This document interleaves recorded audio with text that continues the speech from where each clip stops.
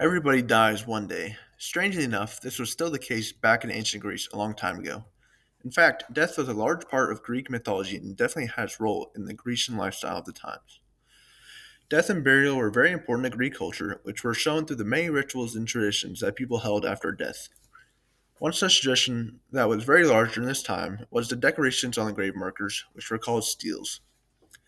A well preserved stele in the Metropolitan Museum of Art, which is named Marble Stele of a Youth and a Little Girl, helps depict what the purpose and meaning behind the steles was. This particular stele portrays a young man in an athletic pose and a little girl holding a flower. A picture is painted onto these steles to honor the dead's achievements or qualities, but also in remembrance of the dead person's life. Although this is just one example, it is a great way to show just how important the matter of death was in ancient Greece in a physical sense. On the other hand, death was just as prevalent in the cultural side of things. In Greek mythology, there is a god of the underworld, Hades, a bringer of death, Thanatos, and many other gods and deities associated with death and the afterlife. As a matter of fact, the physical worship of death was completely based on the mythology of death. Since mythology is also the core culture behind the ancient Greece, it only makes sense that death was ironically recognized as a large part of life in this time. Despite the large impact of death on every person, nobody really wanted to go into a temple to worship death. Most temples to Hades in the underworld were located in caves, which is because people did not want to be seen praying to death. Due to this, statues of the underworld figures were not very common compared to the statues of other mythological gods and deities, such as Zeus. However, there was one statue of Thanatos at the Temple of Artemis in Ephesus.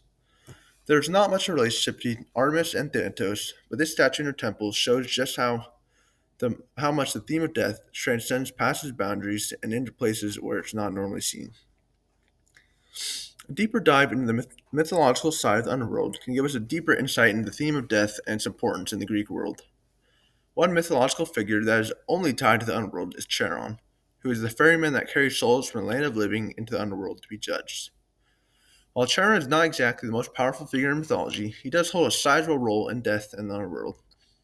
He is also one of the main characters in the ancient Greek text Charon, which is written by a prominent author by the name of Lucian. This text details the adventure of Charon in the human world as Hermes basically gives him a tour.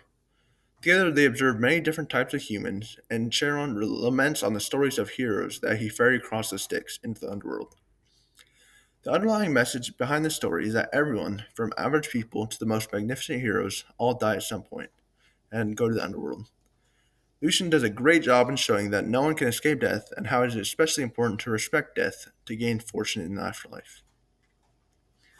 Another story relating to death is a much more famous story called the Odyssey, which is written by Homer. Odysseus, the main character, has to venture into the underworld to talk to a prophet about how to get home. He also meets with the ghosts of other dead people, such as his mother, Agamemnon, and Elpenor, who is a dead crewmate who wanted a proper burial. This story once again serves as a reminder to the power of death and the importance of treating death as important. Elpenor is a prime example of how meaningful death and burial were to the Greeks. In the Odyssey, Elpenor begs Odysseus to give him a proper burial so that he can have a safe journey to the afterlife. It was believed that the soul or spirit left the body after death and was only directed to the afterlife once the correct burial rituals were followed. Even in the biggest works of writing in ancient times, such as the Odyssey, death is mentioned as a major stage in the human's life and needs to be respected in order to deliver the human to that stage of their life. Death is a key piece in understanding ancient Greece. Since everybody dies besides the gods and deities, death is a large part of Greek mythology and culture.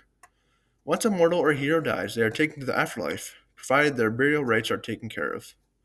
Knowing that, people would make extra effort to commence the dead, often by way of steles or other burial traditions. Everyone knew that death was inevitable and embraced it into their lives rather than try to fight it, besides, of course, Sisyphus. Even many writers and poets, such as Homer, incorporated the afterlife and death into their works, which goes to show just how great of an impact death had on Greek life. Understanding that death is the pathway to the ancient Greeks' idea of eternity will grant a person further insight into ancient Greek society and culture.